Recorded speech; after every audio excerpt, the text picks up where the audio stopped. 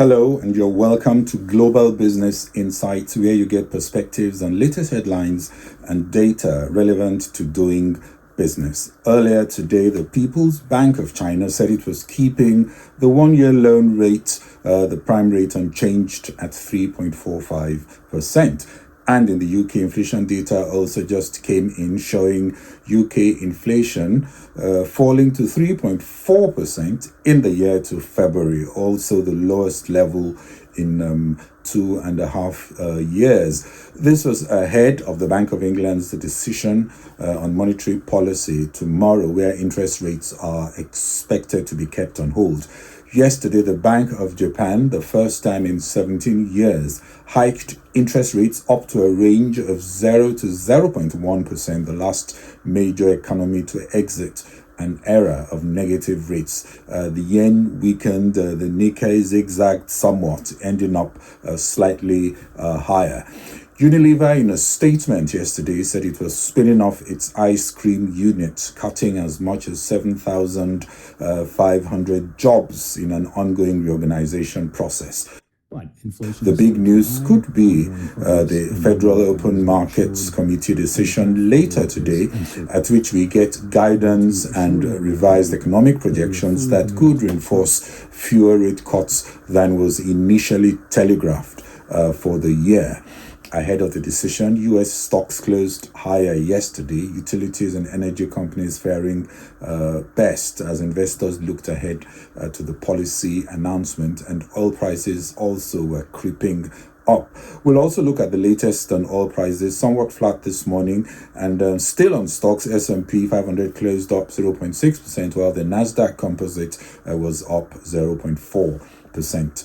Meta Platforms also announced yesterday a reduction in its monthly subscription fees for Facebook and Instagram to 5.99 euros from 9.99 euros.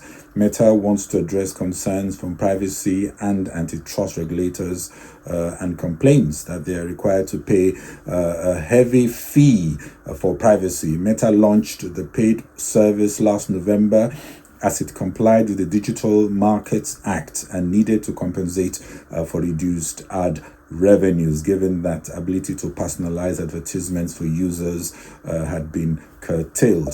Meta shares closed down 0.15%. We just got in Germany data showing producer prices decreased by 0.4% month on month in February. That is minus 0.4% inflation after a 0.2% rise in January and less than the minus 0.1% that was expected. And falling PPI is perhaps the best sign that the ECB will soon be positioned to move with rate cuts. And also, just in the United Kingdom, the Office for National Statistics released February CPI data showing CPI increased 3.4% over the year in February, cooling off from a 4.0% rise in January, lower than consensus for a 3.6% increase. This was also the lowest rate since September 2021. On a monthly basis, headline CPI rose by 0.6% in February 2024 compared to the rise of 1% in February 2023, lower than 0.7% estimated. The data released showed that the largest downward contributions came from food and restaurants and cafes, while the largest upward contributions came from housing and household services and motor fuels. The core CPI, excluding energy, food, alcohol, and tobacco, rose by 4.5% in the 12 months to February 2024, down from 5.1% in January and better than 4.6% expected. The goods annual CPI rate slowed also from 1.8% to 1.1%, while the CPI services annual rate eased, albeit slightly, from 6.5% to 6.1%. Though inflation is key to the Bank of England decision on whether to raise or lower interest rates, still with technical recession apparently dissipating, the BOE is unlikely to be moved by this data to cut rates earlier, waiting for CPI to fall to just above its 2% target. Watching particularly the services inflation, which really needs to come down much more. However, analysts see interest rates coming down to about 4% by the end of the year from 5.25% today, as inflation trends towards the 2% target. Chancellor Hunt says his plan is working. After the data was released, inflation has not just fallen, according to him, but is forecast to hit the 2% target within months, setting the scene for better economic conditions to boost growth. The pound sterling initially inched up. I can see that it's now somewhat flat. It's down 0.02% as I'm looking at my screen. And you recall yesterday we saw that continued losing streak as investors turned risk averse, given the uncertainty associated with the big central banks week. Yesterday, Unilever announced spinning off its ice cream unit, home to popular brands such as Magnum and Ben & Jerry's, as it plans to cut 7,500 jobs. The news helped Unilever shares to close in positive territory yesterday. I can see Unilever as we speak up 3.08%. On completion of the reorganization by end 2025, the ice cream business will be managed through a separate head office in Amsterdam. Although CEO Hein Schumacher did not quite commit on which stock exchange it would be listing.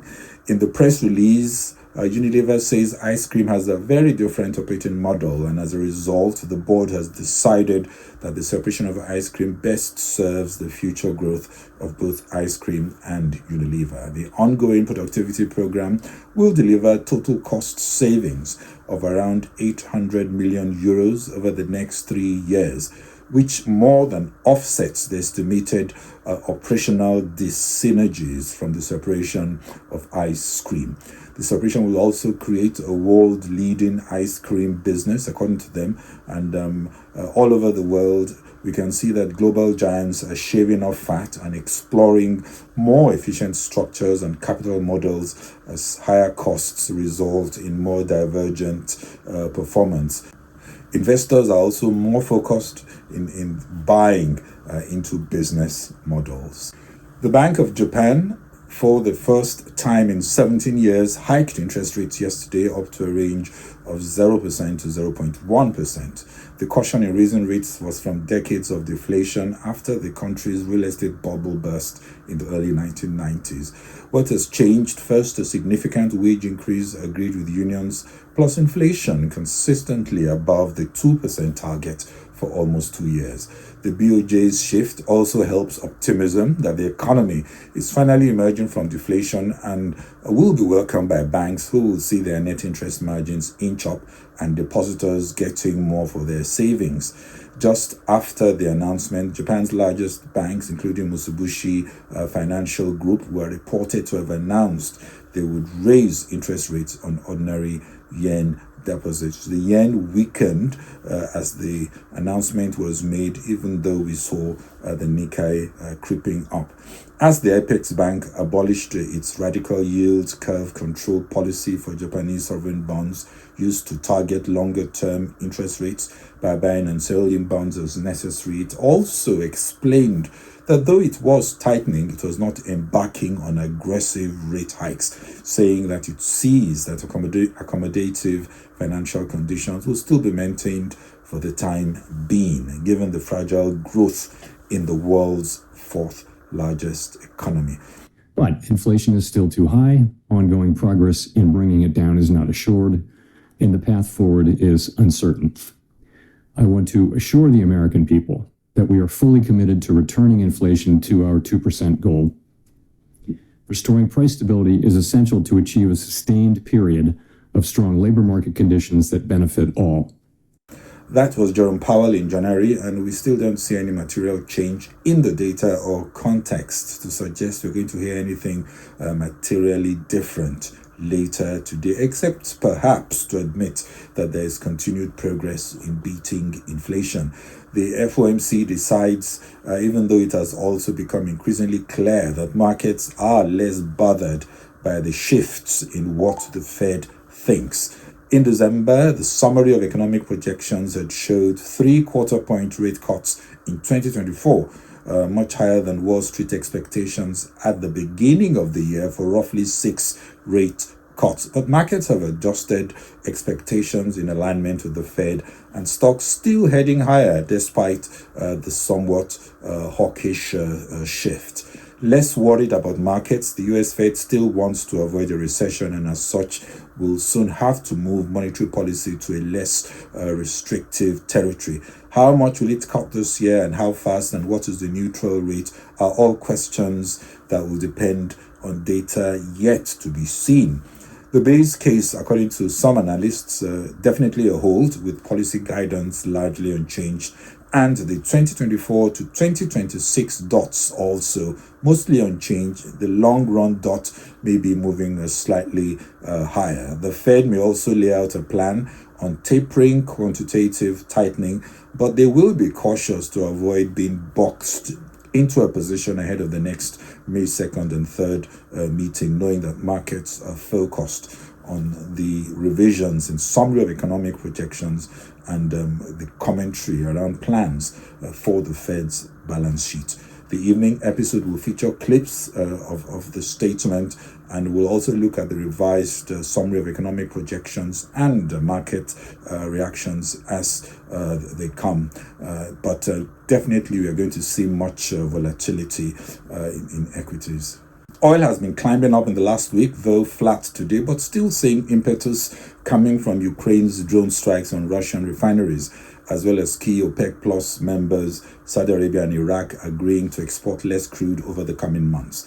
Russia, however, said it would install defense missile systems at its facilities as it sees a wave of Ukrainian drone attacks, bringing the total shot-in refining capacity to 370,000 barrels per day. There are other drivers. OPEC Plus is stepping up the narrative that fossil fuels are going nowhere, adding that there is room for all types of fuels, with cleaner fuels and low emission energy sources seeing much more growth. Saudi Aramco CEO Amin Nasser, at a panel interview at the CERAWeek in Houston, that was early this week, described the energy transition as failing and urged policymakers to abandon the fantasy of phasing out oil and gas. A move OPEC had said is a recipe for market chaos, as demand for fossil fuels is expected to grow in the coming years.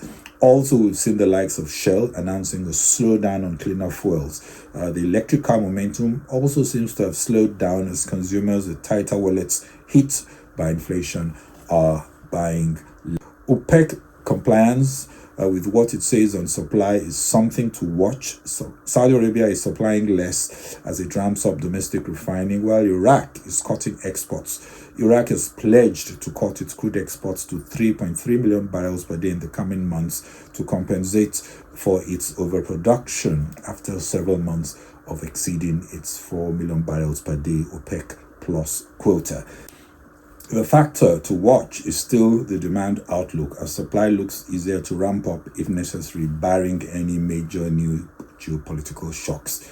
Updates to the global economy, if positive, could mean higher supply deficits in the near term, as the Brent standard potentially flirts with a $90 per barrel price level. As we speak, it's over $86 per barrel for Brent crude standard. And in closing, Asian stocks are mostly higher, tracking another record day on Wall Street. Well, that's it from me on Global Business Insights. Don't forget to join us later in the day when we focus on the FOMC decision. This is Bode Oshosami. Please share and kindly follow on Facebook and LinkedIn. Subscribe on YouTube and X. Thank you very much for watching and following. Bye-bye.